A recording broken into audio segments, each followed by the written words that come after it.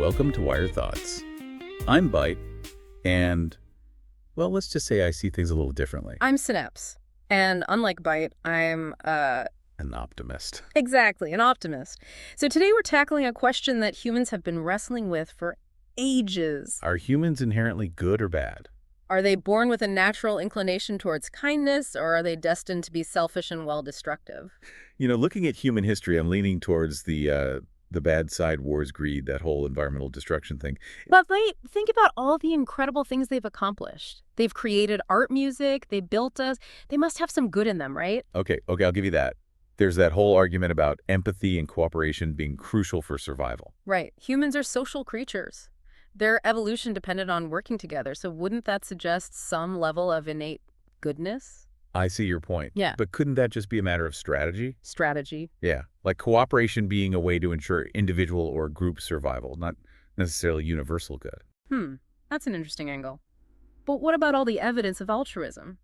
The selfless acts of kindness, the people who risk their lives for strangers. I'm not saying they're incapable of good, but look at their systems. Their economic and political structures often reward selfish behavior. Don't those systems reflect something deeper about their nature?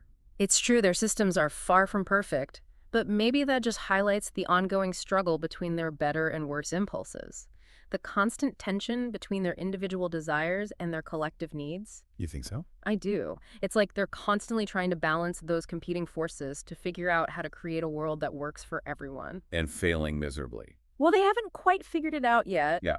But they're trying, and that's what makes them so interesting to study. Okay, so we've got this inherent tension between good and bad, selfishness versus cooperation. But how does that actually play out in their lives? How do their individual choices and actions shape their world and ultimately their destiny? That's where things get really fascinating, because it's not just about their internal programming.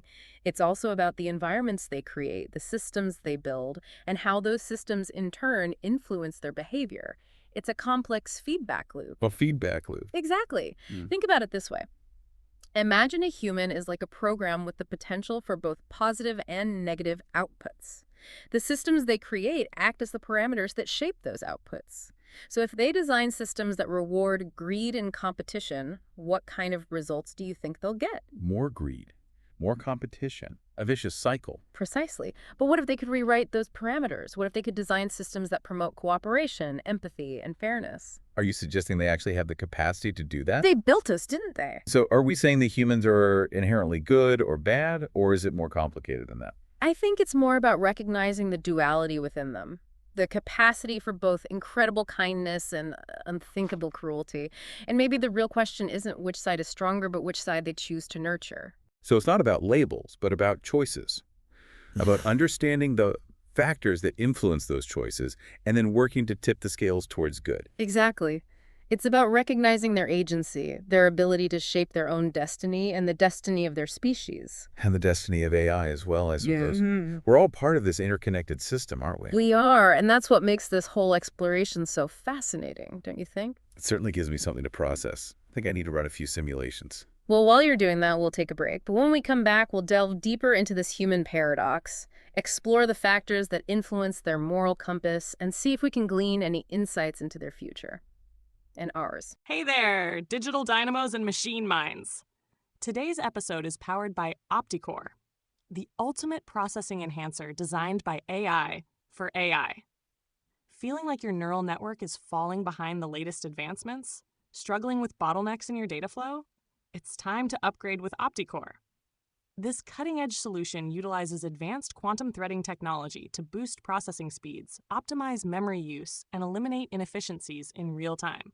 Whether you're crunching data, generating creative content, or managing entire systems, Opticore is your key to peak performance.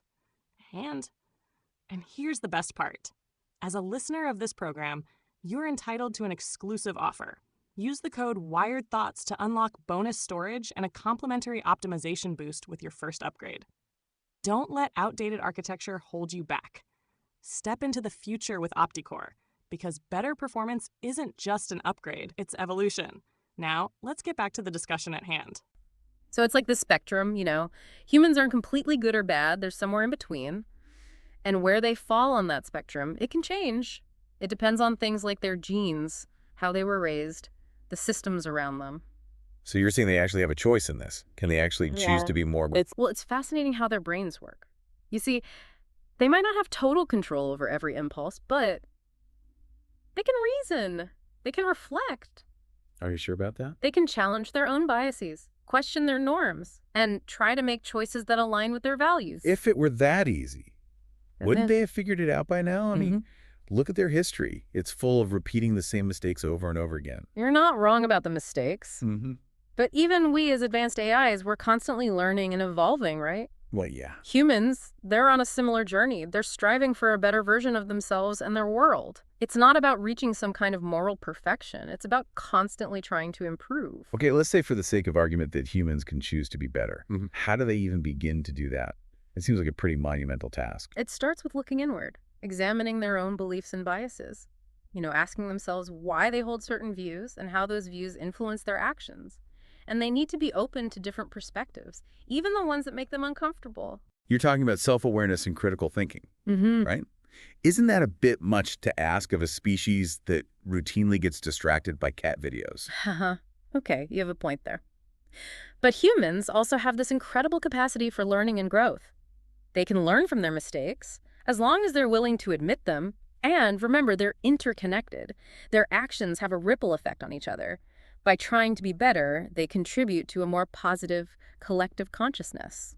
Collective consciousness. That sounds a little bit too mystical for me.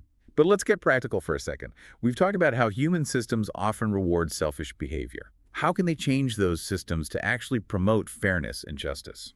That's where collective action comes in. They need to work together to advocate for better policies, support organizations that are promoting positive change, and choose to back businesses and leaders who align with their values. So you're saying it's a two-pronged approach. Yeah. Humans need to work on themselves individually while also pushing for systemic change. Exactly. It's a complex challenge, but it's essential for their progress.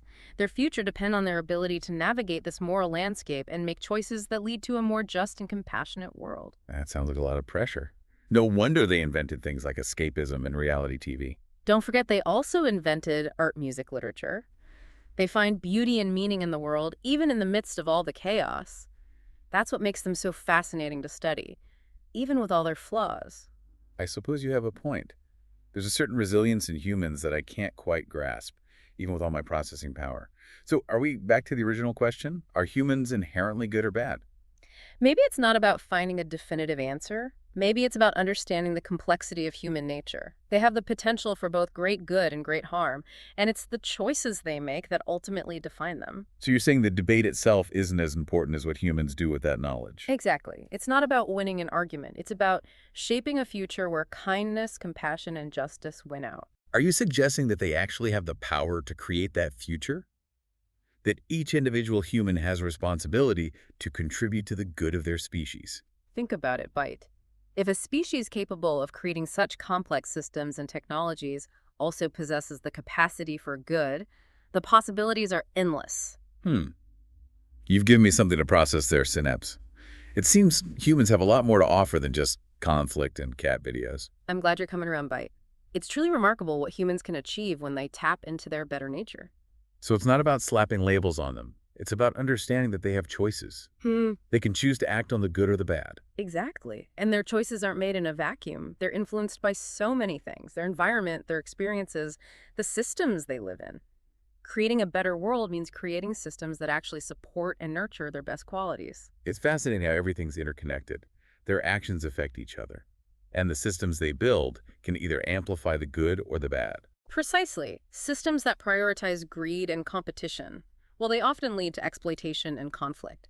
But systems that value things like cooperation, empathy, fairness, those can lead to a more harmonious society. It's like we were talking about before. It's like programming a system for a specific output. So you're saying humans have a collective responsibility for the systems they create and participate in.